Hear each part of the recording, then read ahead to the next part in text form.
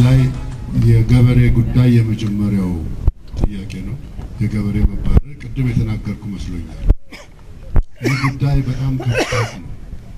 የኢትዮጵያ ሕዝብ ማንኛውም ግለሰብ ከመሬት መባረር ማለት ከሕዝብነት ከሰውነት መውጣት ማለት ነው። የሰው ሰውነቱ የሚታወቀው የሚያርፍበት የሚቀመጥበት የሚሰራበት ሲኖረው ነው። ከመሬቱ ሲባረር ግን ቀልጧል። ማንም ማያውቀው ምድረ በዳ እንደተጣለ ሰው ማለት ነው።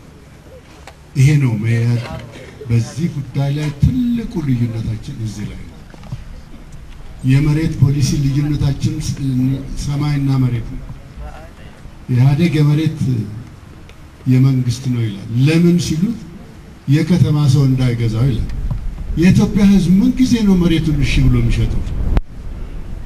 ሰውነቱ የሚታወቀው ማንነቱ የሚታወቀው የራሱ መሬት ይዞ ሲሰራ ነው።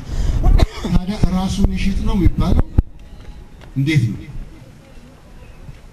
እና የኢትዮጵያ ሕዝብ ተስፋ ሲቆርጥ እንኳን የወሎ ረሃብ የነበረ ጊዜ መሬቱ እንደተከው ብሎ ደርቆ አልሸጠም። ዛሬ ለምን ይሸጣል? እኛ ደግሞ ምንለው አይሸጥም፣ ባለቤት ይሁን ይስራበት ይገንባበት ነው ምንለው እንጂ መንግስት ካድሬ በፈለገ ቁጥር ከዛ ላይ መጥቶ እንዲያባረር አንፈቅድም። ይሄ ነው ዋናው። ሁለተኛ የብርቱካን ጉዳይ ተጠይቋል። ስምምነታችን የሚለው እያንዳንዱ ፓርቲ የታሰሩባቸውን ታጋዮችም ሆነ ሌሎች ደጋፊዎች በጽሁፍ ያቀርባል። የሚያቀርበውም ለፓርቲዎች ምክር ቤት አሁን የተመሰረተው ምክር ቤት ነው። ያ ከቀረበ መያድም እንድትፈታ ይደግፋል። ነገር ግን ለማቅረብ አይችልም ጉዳዩ። እነሱ ያቋቋሙት ፓርቲ አንድነት ፓርቲ የሚባለው ነው። ለአንድነትና ለፍትህ የሚል ፓርቲ ነው የተቋቋመው። አንድነት የሚለውን ቃልም ከኛ ተዘርፎ ነው ጥቅም ላይ ዋለ። ግን እንደኛ ሊሰራለት አይችልም። እኛ አንድነትን ይዘን ከመጀመሪያው ጀምሮ ስንሄድ ነበርና በስም የሚለወጥ አይደለም። ስለዚህ ያ ፓርቲ ካቀረበ መያድ ድጋፍን ይሰጣል፣ እንድትፈታ ይደረጋል። አለዛ ግን የራሳችን ፓርቲ አባል ያልሆነ ሰው ወይንም የቅንጅት አባል ሆኖ ሌላ ፓርቲ ያልመሰረተ ከሆነ መያድ ሁሉንም ለማስፈታት እየሞከረ ነው። ሊስት ውስጥ አስገብቶ እኛም ጋር አባል ባይሆኑም ዛሬ ደጋፊ ባይሆኑም በፊት የቅንጅት ህገ መንግስቱን በሙሉ ቢከተሉት ኖሮ ይሄው ችግር አይመጣም። ስለዚህ ያን ጉዳይ በዝርዝር ገብቶ ይሄ መደረግ አይችልም፣ ይሄ መሆን ይገባዋል በሚል የተደራደርነው በህጉ ማዕቀፍ ውስጥ ነው። ከህጉ ውጭ የተሰራ ምንም ነገር የለም። ፈረንጅ የሚለው ለኤምፋሲስ ነገርን ይሄ አለ እንዳትረሱ በሚል የተደረገ ነው። ለምሳሌ እዛ ውስጥ አንድ አንቀጽ ያለው ማንም የፖለቲካ ፓርቲ በምርጫ ከተሸነፈ በኃይል ስልጣን ላይ ለመቆየት አይችልም ይላል። ይሄ ለኛም አይደለም ለሌሎችም ፓርቲዎች አይደለም፣ ይሄ ለኢህአዴግ። ምክንያቱም ስልጣን ላይ የቆየ እሱ ቢሆን መውረድ አለበት ሲሸነፍ አማራጭ። ሌላ የአቶ ሰዬ አብርሃም ጉዳይ መናገር አልፈልግም። የግለሰቦች ጉዳይ ነው። እኛ ፓርቲ የገባ ስላልሆነ እኛም የነሱ መድረክ ውስጥ ስላልገባ በዚህ ጉዳይ መነጋገር አልፈልግም። አምስተኛው ጥያቄ ባህር ዳር ጽሕፈት ቤት የለም የተባለው፣ አዎ ጽሕፈት ቤት አለ። በፊት የነበረው እንደው ወደ ገጠር ጽሕፈት ቤትም ሳይደርስ አይቀርም ራቅ ያለ ነበር፣ ህዝብ ማያው ቦታ።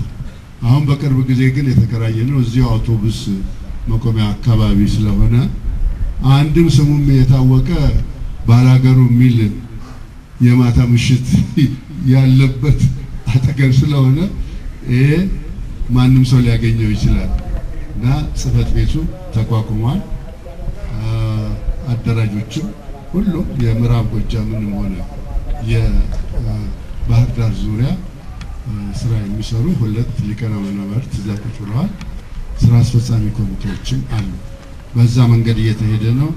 ማንም ጥያቄ ሊጠይቅ ብስጭትም ካለው እዛ ሄዶ እነሱ ላይ ለመጮህ ይችላል። ሌላ የመያድ ጋዜጣ የሚለው ትክክለኛ ጥያቄ ነው። መያድ አንድነት የሚል ጋዜጣ ነበረው። ለብዙ ጊዜ መጠቀም ከጀመረ በኋላ በዚሁ በተገላቢጦሽ መንገድ በዙሪያ ጥምጥም እንዳያትሙ ማተሚያ ቤቶቹን ጫና ስለተደረገ አናትምም ብለው ነበር። ነገር ግን አሁን የተስማማነው ስነ ምግባር ይሄን ይፈቅድልናል። ስለዚህ የመያድን ጋዜጣ እዚህ ኢትዮጵያ ውስጥ እናሰራጨዋለን። እስከዛሬ ሰርተን ለውጭ ሀገር በኤሌክትሮኒክ ሚዲያ ነበር የምንልከው ወደ አሜሪካና ወደ አውሮፓ። እናንተ እዚህ እድል አላገኛችሁም። ለወደፊት ግን ታገኛላችሁ። ተጽፎ ይቀርባል። እናንተም ሀሳብ ልታቀርቡበት ይችላል። የህዝብ ጋዜጣ ነው የሚሆነው።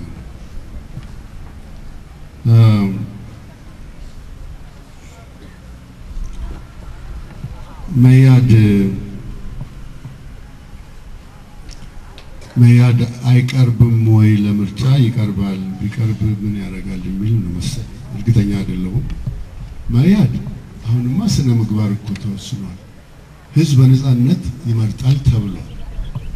ህዝብ በነጻነት ይደራጃል ተብሏል። ያ ከሆነ መያድ ለዛ ምርጫ እርግጠኛ እንደሚቀርብ እንድታውቁ ፈልጋለሁ። ሲቀርብም ደግሞ ውሽልሽል ባለ መንገድ አይደለም። ጠንካራ በሆነ አካሄድ ዓላማውን ለህዝብ ሄዶ በማስረዳት ከምዕራብ እስከ ምስራቅ ከሰሜን እስከ ደቡብ በሙሉ ይሰጣል። በእኔ ይሁንባችሁ፣ ምርጫውን ደግሞ እናሸንፋለን።